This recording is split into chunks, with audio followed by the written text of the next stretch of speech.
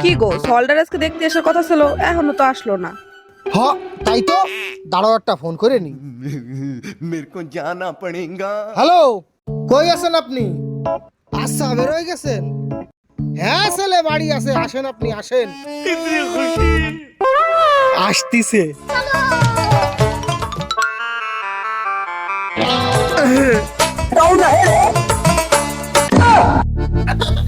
বাবা তুমি আমার রেডি হও নাই?